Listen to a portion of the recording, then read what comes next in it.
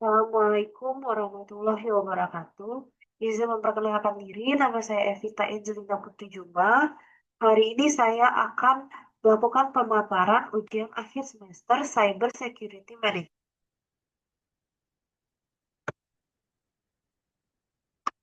Jadi, keamanan cyber menjadi hal yang sangat penting dalam dunia digital saat ini.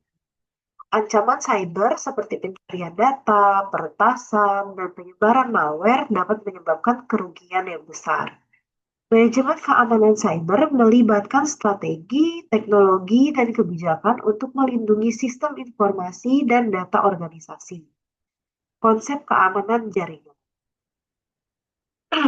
Keamanan jaringan mencakup tindakan untuk melindungi integritas, kerahasiaan, dan ketersediaan jaringan serta data yang dikirimkan melalui jaringan tersebut.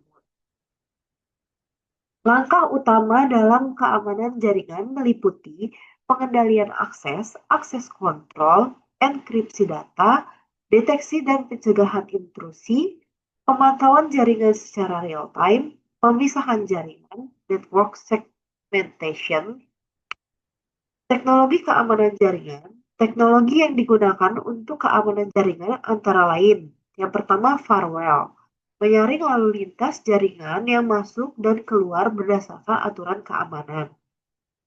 Yang kedua, IDS atau IPS, mendeteksi dan mencegah aktivitas mencurigakan atau berbahaya di jaringan. Yang ketiga, VPN, mengamankan koneksi internet dengan mengenkripsi data yang dikirimkan. Yang keempat, endpoint security, melindungi perangkat pengguna dari ancaman cyber. Yang kelima, network access control, membatasi akses jaringan hanya untuk perangkat dan pengguna yang sah. Yang terakhir, zero trust architecture, mengasumsikan tidak ada pengguna atau perangkat yang dipercaya secara ancaman keamanan jaringan. Berbagai ancaman terhadap keamanan jaringan meliputi yang pertama, malware, program berbahaya seperti virus, worm, trojan. Yang kedua, phishing, upaya menipu pengguna agar memberikan informasi sensitif. Yang ketiga, DDoS, serangan yang membanjiri sistem dengan lalu lintas palsu. Yang keempat, SQL injection, serangan terhadap database melalui input yang tidak tervalidasi. Yang kelima, man in the middle, MITM, menyadap komunikasi antara dua pihak.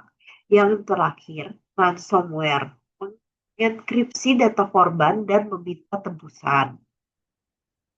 Jadi, untuk memitigasi ancaman keamanan, dapat menggunakan strategi mitigasi sebagai berikut. Yang pertama, penggunaan firewall dan IDS atau IPS untuk menyaring dan memantau lalu lintas.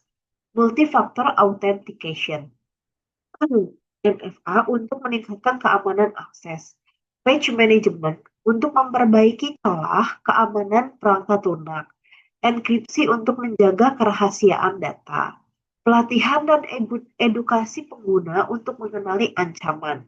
Yang terakhir, penerapan prinsip Zero Trust. Pengamanan berbasis data. Keamanan data mencakup perlindungan data dari akses, pengungkapan, perubahan, atau penghancuran yang tidak sah. Beberapa pendekatan yang digunakan antara lain, yang pertama, enkripsi data saat diam, at rest, dan saat dikirim, in transit. Yang kedua, backup dan pemulihan data secara rutin. Yang ketiga, akses control list, ICL, dan hak akses berbasis peran, RBAC. Yang keempat, penggunaan teknologi data loss prevention, DLP. Dan yang terakhir, audit dan pelacakan aktivitas pengguna pada data penting. Pengamanan berbasis jaringan. Pengamanan berbasis jaringan berfokus pada infrastruktur dan lalu lintas jaringan dengan strategi seperti segmentasi jaringan untuk membatasi penyebaran serangan. Yang kedua, penggunaan VPN untuk akses jarak jauh yang aman. Yang ketiga, implementasi keamanan Wi-Fi dan jaringan lokal.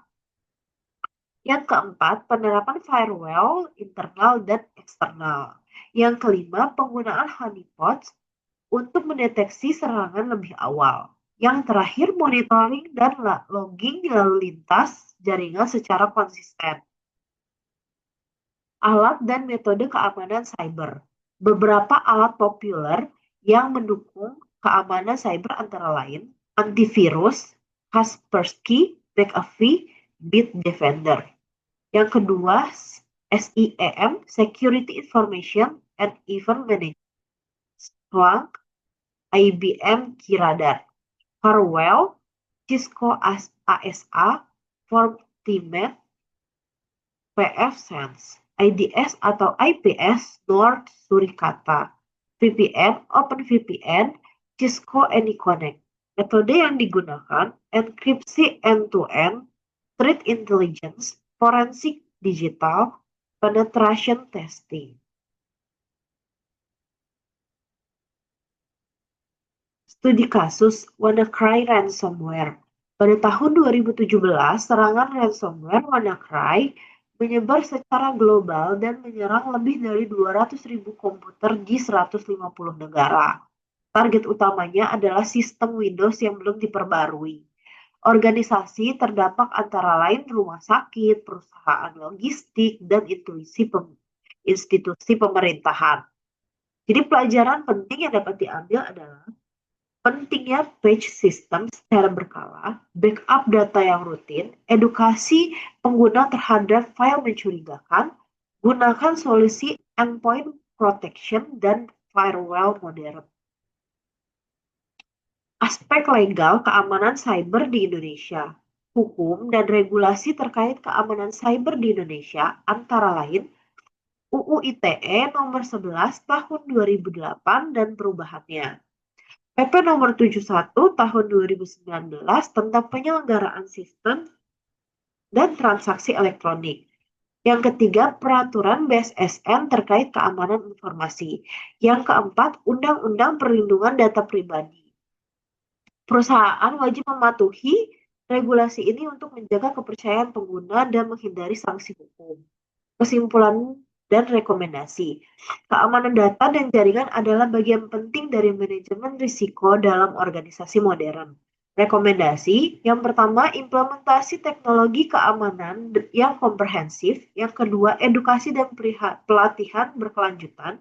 Yang ketiga, kepatuhan terhadap regulasi dan kebijakan hukum yang berlaku.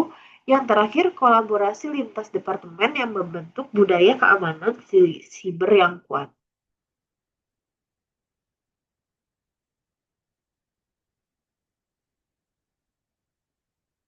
Demikian saya sampaikan, kurang lebihnya mohon maaf. Wassalamualaikum warahmatullahi wabarakatuh.